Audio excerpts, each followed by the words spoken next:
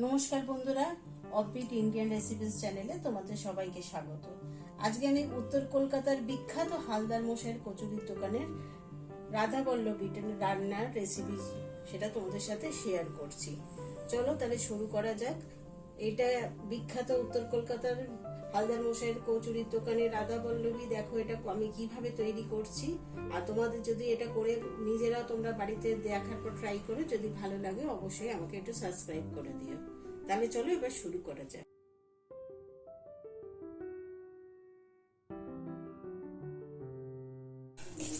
আমি এবার রাধা বল্লভীর জন্য মশলাটা বানিয়ে নিচ্ছি। এখানে আমি একটু ভাজা মশলাও বানাচ্ছি।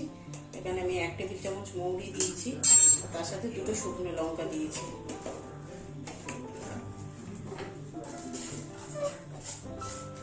এটা হাই ফ্লেমে একটু হালকা ভাজা ভাজা করে নেবো রাধা বল্লভীতে দেওয়ার জন্য। আমি এটা নাড়ছি, আমার প্রায় মশলাটা ভাজা হয়ে এসছে। এখানে অনেকে এতে জিরে দেয়, কিন্তু জিরে দিলে ফ্লেভারটা একদম অন্যরকম হয়ে যাবে। এখানে যেই মোটামুটি এই পটপট করে আওয়াজটা হবে তাহলে বুঝে যাবে যে তখন ভাজাটা কমপ্লিট হয়ে গেছে।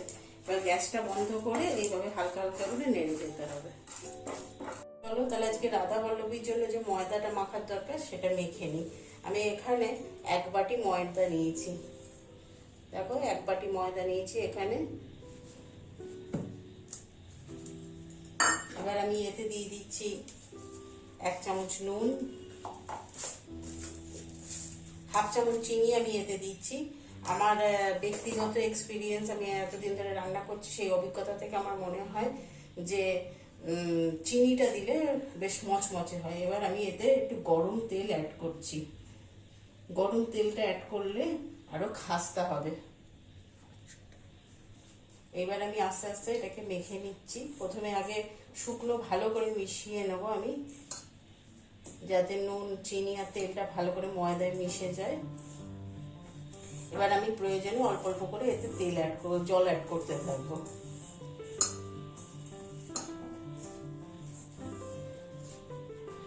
এবার আমি এতে অল্প অল্প করে জল অ্যাড করছি। জলটা একসাথে বেশি ঢালবে না, প্রয়োজনে আস্তে আস্তে মাখতে মাখতে যতটা প্রয়োজন সেইভাবে জল দিতে হবে। ডোটা একটু টাইট করলে ভালো হয়, না হলে যখন বেলার সময় তখন ভেতর থেকে পুরটা বেরিয়ে যেতে পারে। সেই জন্য ডোটা একটু টাইট করে মাখবো আমি। এ দেখুন আমার একদম ডোটা শুকনো শুকনো মতন তৈরি হয়ে গেছে। এটা একটু ভালো করে ঠেসতে হবে। লুচি কচুরি করার সিক্রেট এটাই যে যত আপনি ভালো ঠেসবেন লুচি তত ভালো ফুলবে। আপনার লুচি বা কচুরি যাই করছেন না কেন সেখানে এইভাবে একটু ভালো করে ঠেসে নিতে হবে। আমি এইভাবে মিনিট 5-7 মিনিট করার পর আমার এই স্টেজে দাঁড়িয়েছে আমার এখন ডোটা। এইটাকে আমি এবার মিনিট 20 থেকে আধ ঘন্টা মতো রেস্ট করতে দিচ্ছি। আমি এবার পুরটাকে বানিয়ে নিচ্ছি রাধা বল্লভী। এখানে আমি 2 টেবিল চামচ তেল দিচ্ছি প্রথমে।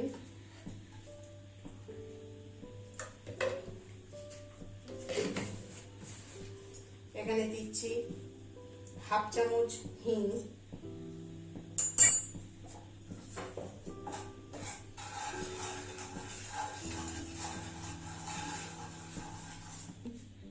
আমি দিচ্ছি 1 চা চামচের এখানে মৌরি, 1/2 চা চামচ কালো জিরে,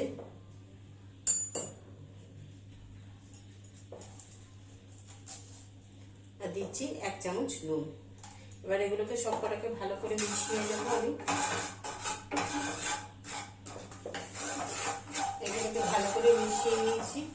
এবার আমি দিয়ে দিচ্ছি এর ভেতর 2 চামচ আদা আর কাঁচা লঙ্কা বাটা,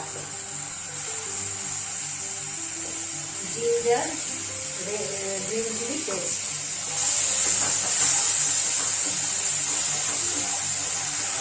এটাকে এবার একটু কষিয়ে নেবো যাতে আদার গন্ধটা চলে যায়।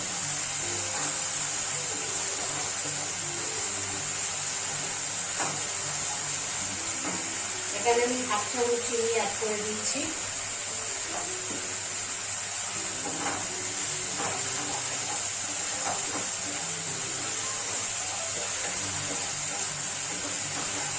এটা আমার কমপ্লিট হয়ে গেছে। এবার আমি যে রাধা বল্লভীর জন্য গুঁড়ো মশলাটা বানিয়ে রেখেছিলাম, সেই গুঁড়ো মশলাটাকে আমি এতে মিশিয়ে দিচ্ছি। দেখুন আপনারা যে গুঁড়ো মশলাটা করে রেখেছিলেন, আমি সেই মশলাটাকে আমি এখানে মিশিয়ে দিচ্ছি।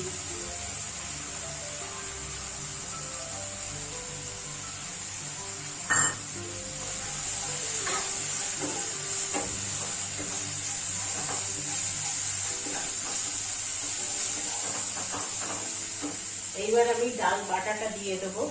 এখানে ডাল বাটাটা, ডালটা আমি কিন্তু আপনারা দেখুন আমি কিন্তু খুব মিহি পেস্ট করিনি, একটু দানা দানা রেখেছি ডালটাকে। এবার এইটা আমি এতে মিশিয়ে দিচ্ছি পাক দেওয়ার জন্য।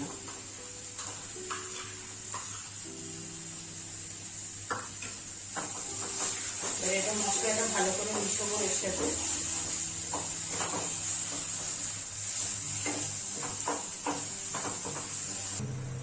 দেখুন আমি করতে করতে অনেকটা এটা শুকনো হয়ে গেছে। আপনারা ননস্টিকে করার চেষ্টা করবেন, এটা না হলে কড়াই করলে আটকে যায়, অনেকটা অসুবিধার সম্মুখীন হতে হয় সেক্ষেত্রে।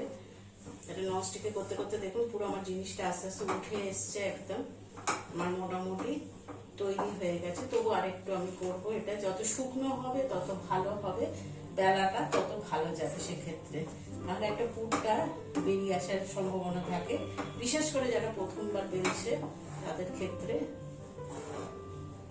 আমি এখানে আঁচটাকে কমিয়ে রেখেছি। আর পুরো ননস্টিক থেকে দেখুন একদম পুরো উঠে এসছে। এবার আমি এটাকে বন্ধ করে দিচ্ছি, দিয়ে এবার এটাকে ঠান্ডা করতে দেবো। তারপর আমি লেচি কেটে দেখাবো কিভাবে পুরটা করতে হয়। আচ্ছা এবার দেখো আমি লেচি কেটে নিয়েছি এখানে। এই লেচিকে এবার আস্তে আস্তে আস্তে আস্তে এইভাবে গোল করে ঘোরাবো। এই গোলটা ঘোরানোর সময় খুব সাবধানে করতে হবে যেন কোনো ফুটো না হয়ে যায় এতে। এবার আমি এই পুরটা এর ভেতর দিয়ে দেবো। এখানে পুর দেওয়ার সময় একটা কথা বলি, খুব বেশি পুর দিও না, সেক্ষেত্রে বেলতে অসুবিধে হবে। ফুটো হয়ে গেলে কোনোভাবে যদি ফুটো হয়ে যায় তাহলে সেক্ষেত্রে তেল ঢুকে যেতে পারে ভাজার সময়। এইভাবে আস্তে করে হাত দিয়ে আঙুলটা দিয়ে চেপে দিলাম, দিয়ে এইভাবে আস্তে আস্তে আস্তে আস্তে আমি এই লেচিটার মুখটাকে বন্ধ করে দিলাম পুর ঢুকিয়ে। এইবার এইভাবে আস্তে আস্তে আস্তে আস্তে আমি এই লেচিটাকে এইভাবে করে আস্তে আস্তে করে হাত দিয়ে চেপে দেবো, যাতে পুরটা ভালো মতন ভেতরে ছড়িয়ে যায়। এইবার আমি একটু এখানে তেল লাগিয়ে নিয়েছি ডলমে আর চাকিতে। এবার আস্তে আস্তে আমি এটাকে বেলবো। বেলাটার সময় হালকা হালকা করে টেনে টেনে বেলতে হবে, উল্টিয়ে উল্টিয়ে, যাতে পুরটা বাইরে বেরিয়ে না যায়। চাপটা একটু হালকা করে শেষের দিকে দিতে হবে, একটু টেনে টেনে বেলতে হবে। দেখো আমি যেভাবে বেলছি ঠিক সেইভাবেই বেলবে, তাহলে ভেতরের পুরটা সব দিকে সমানভাবে ছড়িয়ে যাবে। দেখো আমি কি সুন্দর বেলে ফেলেছি। এবার সুন্দর করে বেলে দিয়েছি, আমার পুরটা সব দিকে ছড়িয়ে গেছে, অথচ কোনো ফুটো হয়নি। দেখতে পাচ্ছ তোমার খুব সুন্দর হয়েছে আমার। আমি তোমাদের একটা প্লেটে তুলে দেখাই এটা কিরম হয়েছে। দেখো তোমরা কিরম হয়েছে এটা বেলাটা। একটু মোটা মোটা বেলতে হয়। আমি লেচিটা তোমাদের আরেকবার দেখিয়ে দিচ্ছি। একটু বড় সাইজের লেচি কাটতে হয়, লুচির মতো ছোট ছোট লেচি হবে না, একটু বড় হবে। আমি আরেকটা তোমার পুর ভরে তোমাদের দেখাচ্ছি। এখানে আমি দেখো এখানে একটু বড় সাইজের লেচি নিয়েছি। দেখো একটু বড় সাইজের আমি লেচি নিয়েছি এখানে। এবার আস্তে আস্তে গোল করে ঘুরিয়ে ঘুরিয়ে এটাতে গর্ত করে নিচ্ছি। এই গর্ত করার সময় অনেক সময় এখান দিয়ে ফুটো হয়ে যায়, গর্ত হয়ে যায়, সেই দিকটাও খেয়াল রাখতে হবে। এভাবে করে নিচ্ছি, নিয়ে এবার এতে আমি পুরটাকে ভরছি। এখানে এইভাবে পুরটাকে ভরে দিলাম। খুব বেশি পুর ভরবে না, তাহলে কিন্তু এটা ফুটো হয়ে যেতে পারে বেলার সময়। এইভাবে পুরটাকে ভরে আস্তে আস্তে চামচ দিয়ে চেপে দিতে হবে। এইবার এই মুখটাকে এইভাবে চেপে আস্তে আস্তে আস্তে মুখটাকে বন্ধ করে দিতে হবে। দিয়ে এবার এইভাবে করে প্রথমে গোল গোল করবে, তারপরে আস্তে আস্তে চেপে চেপে চেপে চেপে হালকা করে, যাতে পুরটা ভেতরে সুন্দর করে ছড়িয়ে যায়, এইভাবে ছড়িয়ে আস্তে আস্তে বেলতে হবে। এবার আমি তোমাদের বেলে দেখাচ্ছি কিরম হয় এটা।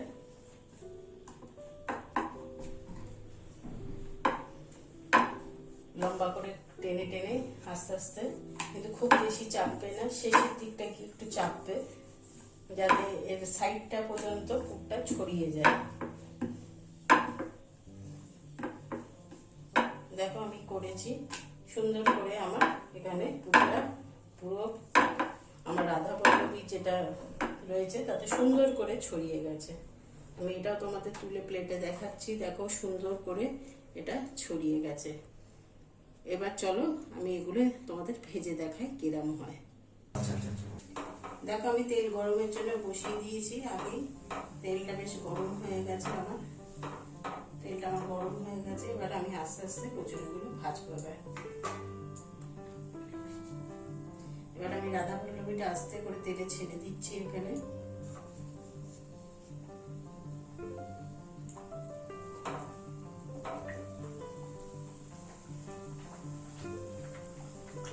আস্তে করে ঘুরিয়ে ঘুরিয়ে ঘুরিয়ে ঘুরিয়ে এটা ভাজতে হবে।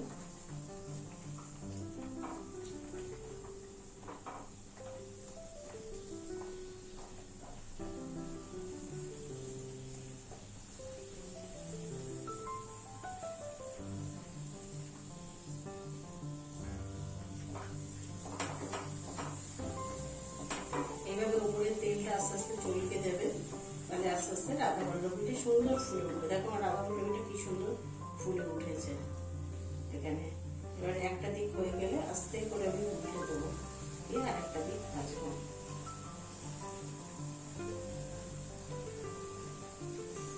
যতই আমরা লুচি খাই না কেন, রাধা পল্লবী সবসময় আমাদের কাছে খুবই প্রিয় একটা খাবার, এর টেস্টই আলাদা হয়। তাই জন্য আজকে এই হালদার মশাইয়ের আমি দোকানের রাধা পল্লবী তোমাদের সাথে দেখিয়ে আমি শেয়ার করলাম। আমি তোমাদের, তোমরা অবশ্যই ট্রাই করো।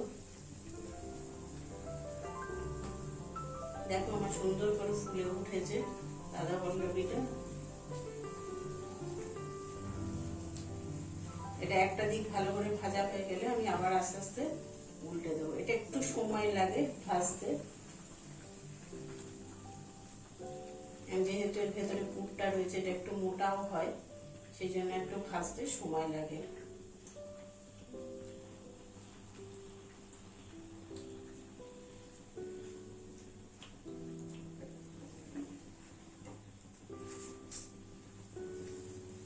আমার এটা ভাজা কমপ্লিট হয়ে গেছে, আমি এটা তুলে নিচ্ছি।